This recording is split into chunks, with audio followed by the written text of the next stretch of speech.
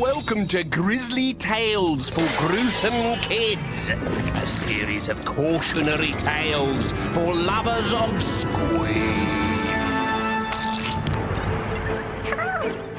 If there are any children out there who never stop talking, stop talking!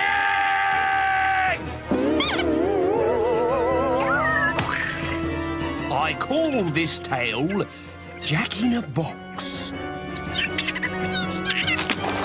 It's about a chatterbox called Jack and a box with brass handles on.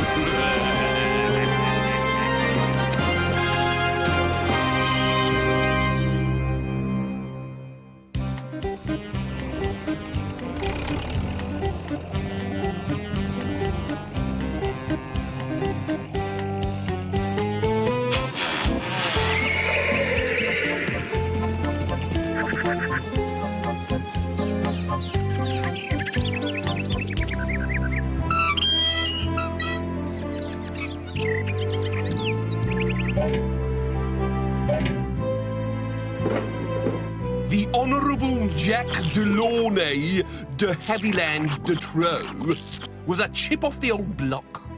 Like his noble parents, Jack was a chatterer of no consequence, a twittering child who loved the sound of his own voice. So we just need to organise an entertainer for your party, Rosie dear, and the whole thing will be tickety-boo. Now, does you know Andrew? Interrupted Jack. The boy whose mother's got a plastic nose. I'm talking, Jack. Andrew says that if you eat chicken in your fingers, it tastes like chicken, but if you eat it off a plate, it doesn't. Your mother is talking, boomed Lord de Trop. I think I'd prefer it to taste like chicken, because I really, really love chicken. Cooked, I mean. I can't stand it when the skin's cold and full of feathers. Jack, be quiet and speak when you're spoken to. You are speaking to me. I've got a verruca. Look, have a sniff.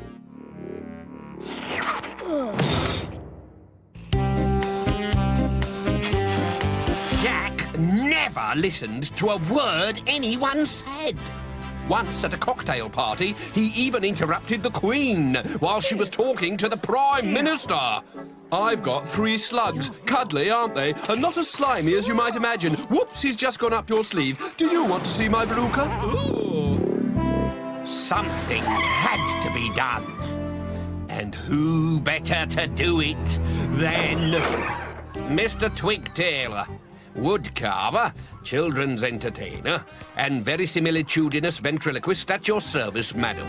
I'm so pleased you could make it, Mr. Twigtail.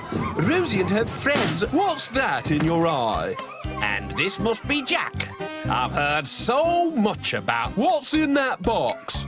Shush! The nice man is talking, Jack. Don't be so... It looks like a coffin. Don't interrupt. Do you use dead rabbits in your act? Quiet! That's my dummy. Perhaps you'd care to help me set up, Jack? Oh, and here's the birthday girl. Rosie, this is... OK, let's go. Wait out here, Rosie, and I'll call you in when I'm...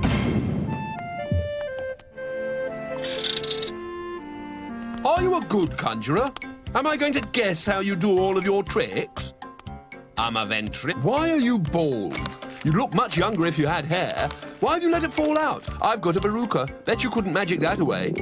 Don't you ever stop talking? No, why? Don't you like what I'm saying? Swifts can't stand up, you know. They fly all their lives. If they landed, their legs would snap because they're so weak and thin. I meant you're very bad at interrupting. I thought I was rather good at it, actually. You know, you'd make an excellent ventriloquist's dummy, Jack. Always talking, never listening to a thing the ventriloquist says. Sorry? Were you talking to me? Here, give me a hand with this box. But before Jack could move, he heard a tiny, plaintive voice cry out. Help! I'm cold. It's dark in here. Let me out. That's you, isn't it? Is it? He slid off the lid to reveal a wooden dummy with a leather face.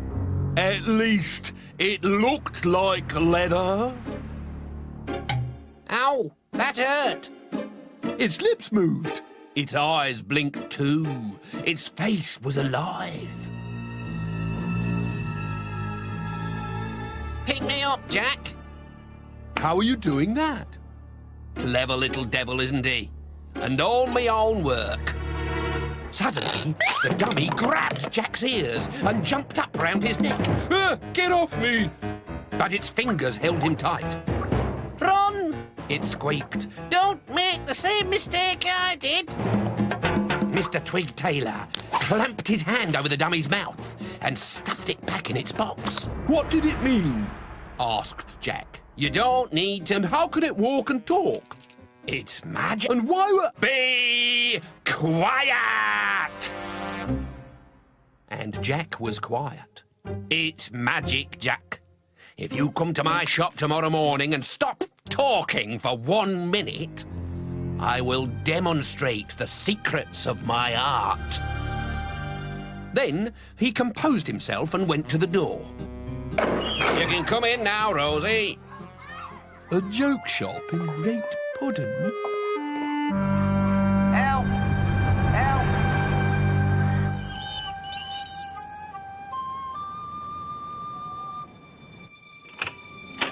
Hello? Mr. Twig Tailor?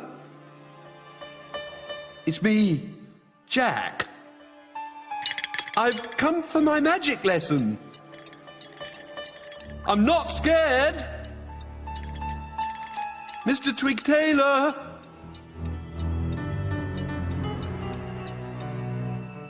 Is this where Pinocchio lives? I'd hate to be made out of wood. You'd be munched hollow by woodworms. Mr. Twig Tailor, where are you?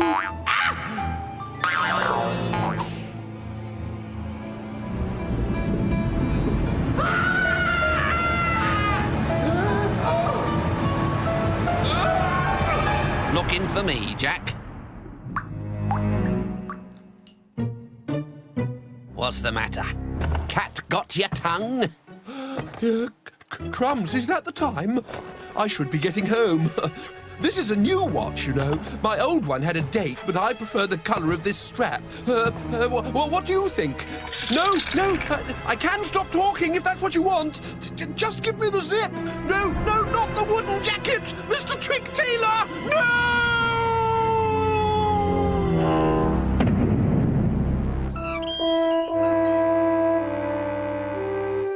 My brother Jack, please come back. My brother Jack, please come back. My brother Jack, please... Poor Rosie. She just can't accept that he's gone. I bought her a present. I was passing a joke shop in Great Puddin', and I remembered how much Rosie had enjoyed that ventriloquist at her party. Do you think she'll like it? Oh, it's sweet. It's got something of Jack in its eyes, don't you think? The dummy blinked. It would have said something too, if its lips hadn't been zipped together. There's a joke shop in Great Puddin' that sells jackets what are wooden and dresses stitched from leaf mould if they've got 'em. But they also sell a dummy who's so lifelike it's not funny, 'cause it speaks without a hand stuck up its bottom.